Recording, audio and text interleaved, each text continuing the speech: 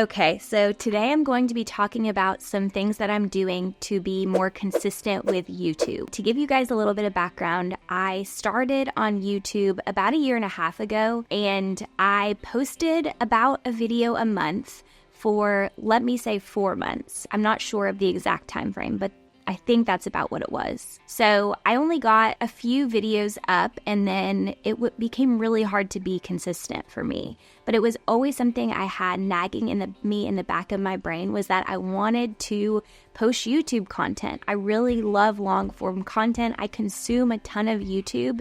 And one of my philosophies is, if you're going to consume, consider being part of the conversation. So that brings me to a few months ago, and I'm setting my goals for Q2, the second quarter of this year. And one of them is to get back on YouTube and be consistent. So here are the top things that have helped me to be consistent so far. And let me just tell you guys, I've committed myself to 2 years of consistency, which, even me saying that out loud, I want to renegotiate with myself. I want to say, well, okay, can we just do 6 months? Because it can be a slog sometimes, but I'm going to try to be consistent for 2 years. And guess what? The only person that I will fail as myself if I don't achieve this goal. So it's not a huge deal, but it's also really important to set those goalposts for yourself. Okay, so let's dive in. If you're new to this channel, I talk a lot about personal finance, travel, and digital nomadism. So this YouTube specific video is a bit of a new genre for me, but I think it's really important if you're considering YouTube, or just honestly being consistent with any platform that you're on. These tips are going to be helpful. So the first thing I'm doing is I am not worrying so much about appearance when I sit down to shoot a YouTube video. I'm wearing the exact same shirt in all of my videos. As you guys can see and tell, I know it's probably boring, and I'm sorry, but it just helps take away one more roadblock for me before I sit down and record. And maybe eventually that'll change, but again, it's just that one simple thing that I'm taking away to make it easier for me to get here to the camera. I'm also doing the same thing with hair and makeup. So before, I would do a lot of makeup, style my hair, and now I'm kind of just keeping it super low key, and that's helped a ton.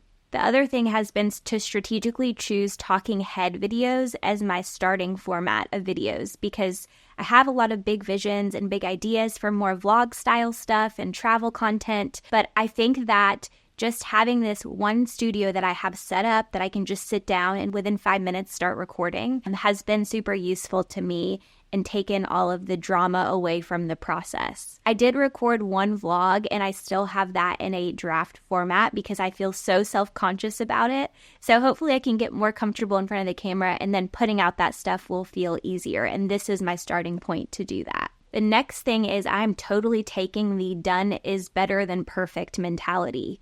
I have stumbles and mumbles in my videos, and I'm not worried too much about re-recording or editing those out.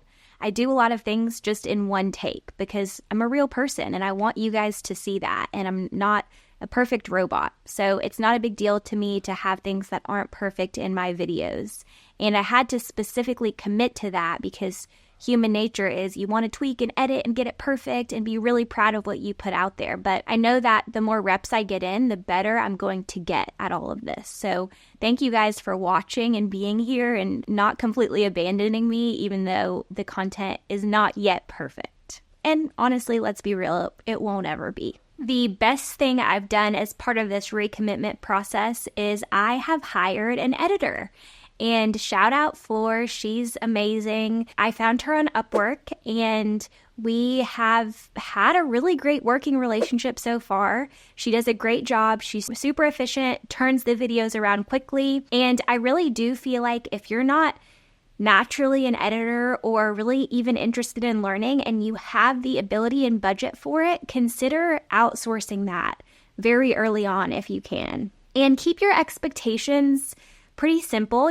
Don't expect your editor to do too much in post-production, because the more you require them to do in terms of editing, the more it's going to cost you because it's going to take more of their time. So by starting simple and using Floor, I have been able to stay consistent because I can just give her raw footage and she creates what it needs to be.